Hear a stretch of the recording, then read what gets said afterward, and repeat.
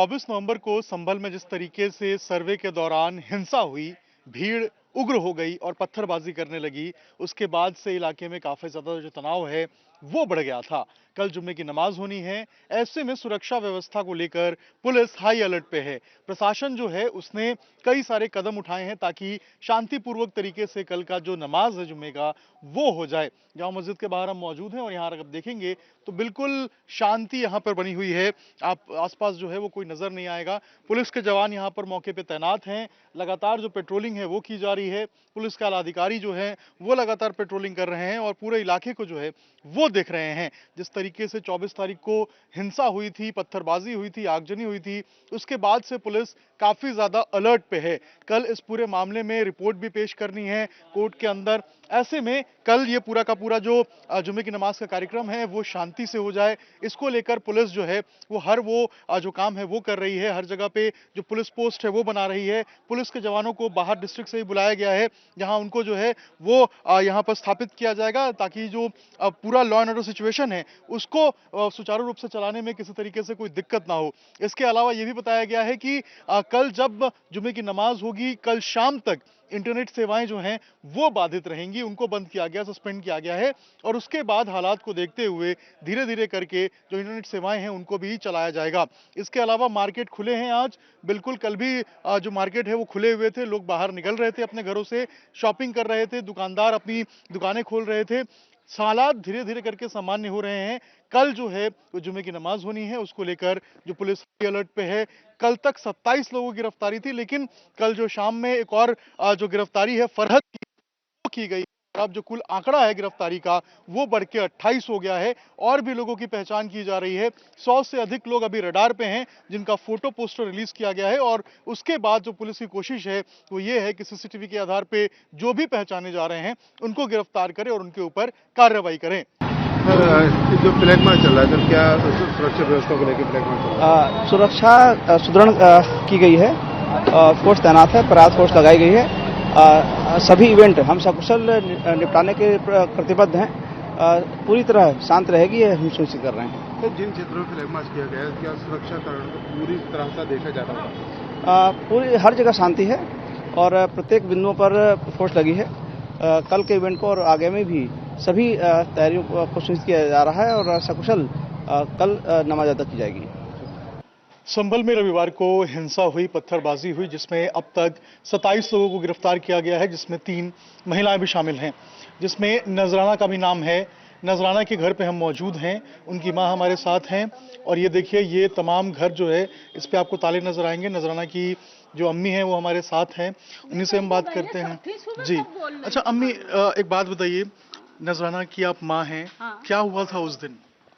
कुछ भी ना हुआ तो भैया, वो तो क्या नाम है घर में बैठी थी, उन्हें क्या पता अब आज आई तो वो अपने यहाँ की कुंडी देकर अंदर बैठ गई। वो तो किवाड़ तोड़ के जब घुसी है मेरे घर में तो क्या आदमी बताओ कहाँ है? वो बोली हमारे तो घर का आदमी काम पे गया है, हमारा आदमी मजदूरी करे है राजों के साथ और हमारा लौंडा देखो गाड़ी संभाला है, एक पुताई का काम करता है, एक आलू के कट्टे सीता है। हमारे न बैठते भैया घर में, तो हम बताओ ना कमाएंगे तो कहाँ से खाएंगे? फिर क्या पुलिस आई यहाँ पे? पुलिस ने कई आदमी बताओ कहाँ है, मैंने कि जब है ही ना तो हम कहाँ से बताएं?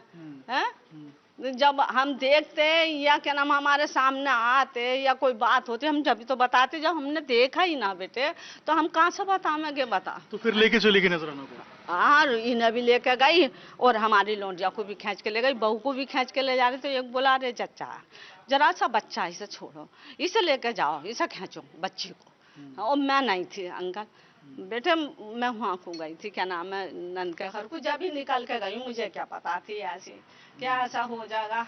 हाँ। अच्छा ये और किसको किसको पुलिस लेके गई थी यहाँ से? पुलिस गए कोठी में फराना को और वो रुकैया को, 3 जने गई है यहाँ की, 3 महिलाएं। हाँ। अच्छा इन पे आरोप इस तरीके से लग रहा है कि पत्थरबाजी कर रहे थे, ऐसा भी कुछ था क्या? ना ना मुझे ना पता बेटा, पत्थरबाजी में थी नहीं है।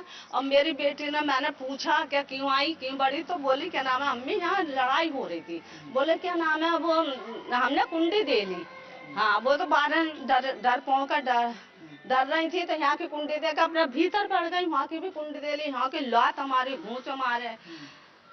तो क्या नाम है बड़गा भीतर, हाँ खींच के ले गए मेरी बच्ची को, बेखता बेकसूर मेरी बहू को भी लेके जा रहे थे। एक बोला कि ना इसे मत लेके जाओ जरा से बच्चा। तो फिर आपकी बेटी से आपकी बात हुई, मुलाकात हुई? मिशन हुई है बात, मुझसे न हुई। मेरे घर मैके के मुरादाबाद में आ रहा है जा रहा है, और मेरे क्या नाम है कि भैया हैं, और मेरा पूत गया हुआ है मिलाई करने। और यहाँ पे कौन कौन रहते थे जिनको लेके गई अभी?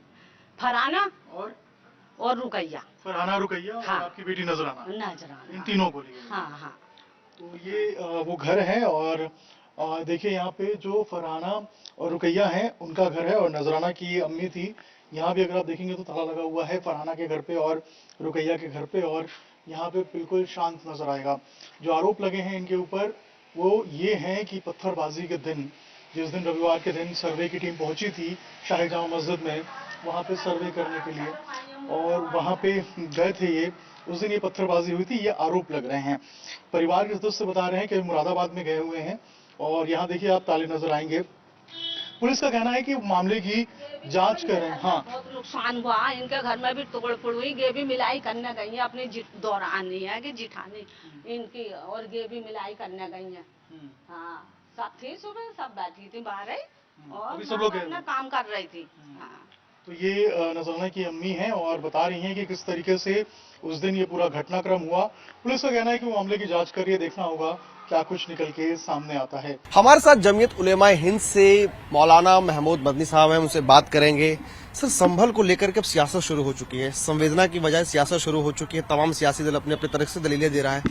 संभल के पूरे हिंसा का जिम्मेदार आप सर किसे मानते हैं? देखिए, किसी एक को कहना मुश्किल है, लेकिन डिस्ट्रिक्ट एडमिनिस्ट्रेशन अपने आप को उनको जिम्मेदारी से कैसे बरी किया जा सकता है?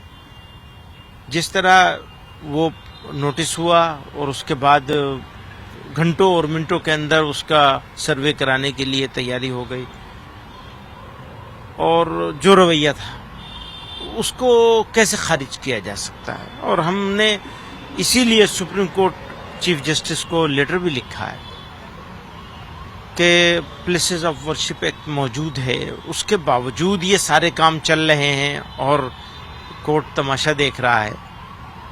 तो इससे क्या होगा कि न्यायिक प्रक्रिया जो है वो, उसके ऊपर से लोगों का भरोसा खत्म होगा। वो बहुत बड़ा जो, अगर ये ट्रस्ट डेफिसिट हो गया, इसको कैसे फुलफिल करेंगे हम?